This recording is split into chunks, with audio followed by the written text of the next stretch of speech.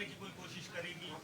कहीं से उम्मीद वैसी है या फिर और कोई आंकड़ों के द्वारा सरकार बनाने की कोई कोशिश होगी? देखिए, हमने साफ तौर पे बोला ये मैंडेट जो है बदलाव का मैंडेट है। ये जनादेश जनता ने बदलाव के लिए दिया। तो जो लोग बदलाव के साथ हैं, इन चीजों को समझेंगे तो जरूर वो अपना फैसला लेंगे। क्या आरजेडी इस कोशिश में है कि जो छोटे दल को साथ में लिया जाए? अभी आपको हमने तो साफ तौर पे बोला कि ये जनादेश जो है बदलाव का है। ये उनके ऊपर है कि वो जनता के साथ इस फैसले के साथ रहते हैं नहीं रहते। इधर से एक सवाल। तेजस्वी जी, कांग्रेस को 70 सीटें आरजेडी ने दी, महागठबंधन में 70 सीटें मिली, 19 सीटें वो केवल जीते। उनके ही नेता कह रहे हैं कि हमारी वजह से तेजस्वी की सरकार नहीं बन पाई। आपका क्या रिएक्शन है इस पर? क्या आपको मलाल है कि आपने कांग्रेस को 70 सीटें दे दी? पहली बात, महागठबंधन हम लोग मजबूती के साथ चुनाव लड़े। हम लोग एक दूसरे के साथ मजबूती के साथ खड़े हैं। कौन क्या कहता है ये विश्लेषण का समय नहीं है।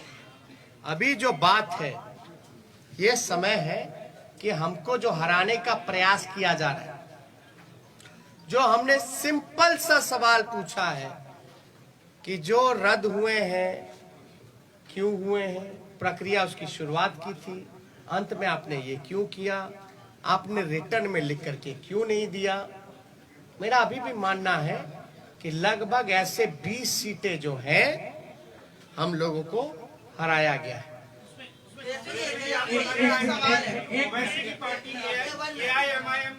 एक मिनट सुनिए एक मिनट, उनका वहाँ सवाल है, एक साथ पूछे ना।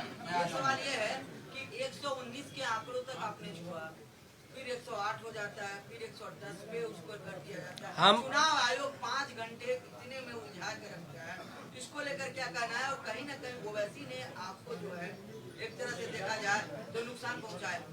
नहीं, देखिए, किसी के पास एक तो अपने ही गाइडलाइंस का, जब हमने आरा का एक एग्जांपल दिया कि रात में आप बक्सा लेके जा रहे हो आ रहे हो, वो क्या उचित है? क्या वो गाइडलाइंस को वो चीजें फॉलो करती है? वो तो एविडेंस हुआ ना, वो तो एविडेंस है। वीडियो में आपका आईडी कार्ड भी दिख जाएगा, बैलेट पे बक्से जो रखे हुए हैं स्टील के, उसमें नंबर भी दिया जाएगा, गाड़ी का नंबर भी मिल जाएगा।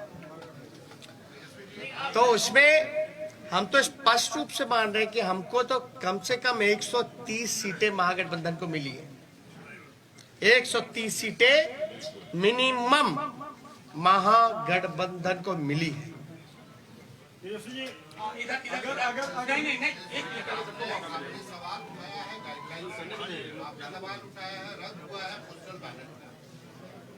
गठबंधन आज की तारीख में जब सरकार नहीं बनी है बिहार में, तक फॉर्मल नहीं हुआ है, गठबंधन इलेक्शन कमीशन को डॉक में लेने के लिए, you are putting the election commission on the dock.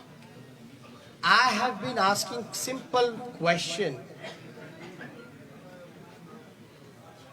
to release, to satisfy the candidates whatever their queries has. That's it. If they will not satisfy the candidates, then we might go to the court. Sir, आपको लगता है कि Owaisi party AIMIM ने आपको बड़ा नुकसान पहुंचाया है, खासकर अगर सीमांचल की बात करें? और क्या महिला मतदाताओं का रुझान इस बार भी आपके पक्ष में नहीं आया है क्या? ये बहुत ही अच्छा सवाल। हम तो बहुमत में आ गए, हम तो बोल रहे हैं कहां नुकसान पहुंचाया। दूसरी बात, साइलेंट वोटर्स, ये साइलेंट वोटर्स है कि इनविजिबल वोटर्स है? और साइलेंट वोटर क्या बोल रहा है? आप लोगों को कौन बोल दिया कि साइलेंट वोटर ने एनडीए को वोट दिया? हम तो जानना चाहते हैं। तब तो साइलेंट वोटर रहा ही नहीं ना। जब प्रधानमंत्री जी साइलेंट वोटर का जिक्र कर रहे हैं, उनके पर तो लोग बड़ा वोकल होते, तब साइलेंट हो गए। और साइलेंट हो गए तो प्रधानमंत्री जी को कान में जाके बोल दिया गया। जब बोल ही दिया तो साइलेंट कहां रह गए? ये साइलेंट वोटर थे ही नहीं। ये साइलेंट वही है जो इनविजिबल वोटर है, जो कि बीजेपी के प्रकोष्ठ है। आज राज्यपाल एक वन बाय वन में जा रहा हूं। हाँ, तेजस्वी जी, नीतीश कुमार कहते हैं कि महिलाएं आज भी उनके साथ है, महिलाओं का साथ रहा है, इसलिए उन्होंने सत्ता वापसी फिर से करना है। दूसरी बात आप कह रहे हैं कि हमारे साथ अन्याय हुआ है, तो क्या न्याय पाने के लिए कोर्ट का दरवाजा खटखटाएंगे, सुप्रीम कोर्ट, हाईकोर्ट जाएंगे आप लोग? देखिए, कौन किसके साथ है, कहाँ किसके साथ है, हाँ? लेकिन हमारे आंकड़े के हिसाब से जो कैंडिडेट वहां रहे, हम तो 130 पे हैं। हम तो ये कह रहे बिहार की जनता हमारे साथ है, आप क्यों जोड़ गुना भाग करा करके आप सरकार हथियाना चाहते हो? पहली बात, महिलाओं की जहां तक बात आएगी, तो जब सरकारी नौकरी मिलता है तो उसमें महिलाएं नहीं है? आप देखिएगा, महंगाई इतनी बढ़ गई तो क्या महिलाओं के किचन को इफेक्ट नहीं किया? सिलेंडर का दाम क्या है? घर का बिजली बिहार में सबसे महंगा है, क्या वो महिलाओं को असर नहीं करता है? ये महिला को अगर पहले नुकसान होता था अगर शराब का, घर का पैसे का, तो 200 रुपए का, आज नीतीश कुमार जी की वजह से जो ब्लैक मार्केट बन गया है, वही 200 रुपए से ज्यादा 500 रुपए का घाटा हो रहा है महिलाओं को।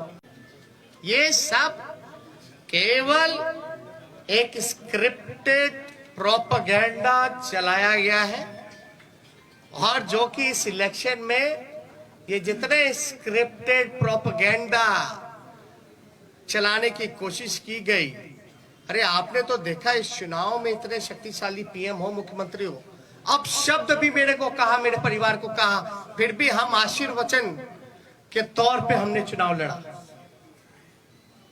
तो कहां से आपका, देखिए सिंपल, मैं तो सत्ता में बैठे लोगों से भी पूछना चाहता हूं कि आप बताइए प्रोसीजर क्या है पोस्टल का, गिनती की क्या प्रक्रिया है, क्या वो फॉलो हुई है, नहीं हुई है?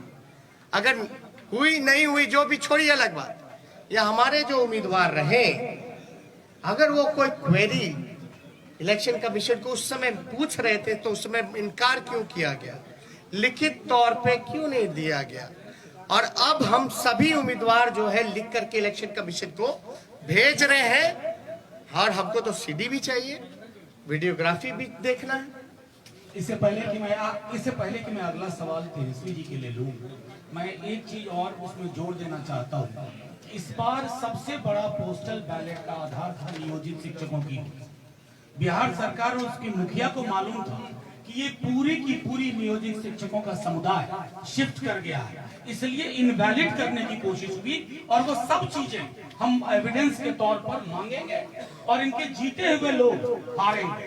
और एक बात, इनवैलिड करने का कारण जो हमको संदेह है, ये है कि पोस्टल की जितनी भी काउंटिंग हुई है, एज एन एग्जाम्पल राघोपुर अगर लेते हैं, मेरे क्षेत्र का लीजिएगा, जहां हम 37,000 से चुनाव जीते, जहां हम अच्छे से चुनाव जीते हैं, वहां भी पोस्टल में हम जीते हुए हैं, लगभग 3 गुना ज्यादा से। एक एग्जाम्पल अगर रूनी सैदपुर का लीजिएगा, सीतामढ़ी का, तो वहां लगभग जो है 15 से 20,000 वोटों से हारे हैं, 25,000 से हारे हैं। लेकिन वो हारे हुए 15 से 20,000 क्षेत्रों में भी पोस्टल में एक तरफा हम लोग लीडिंग किए।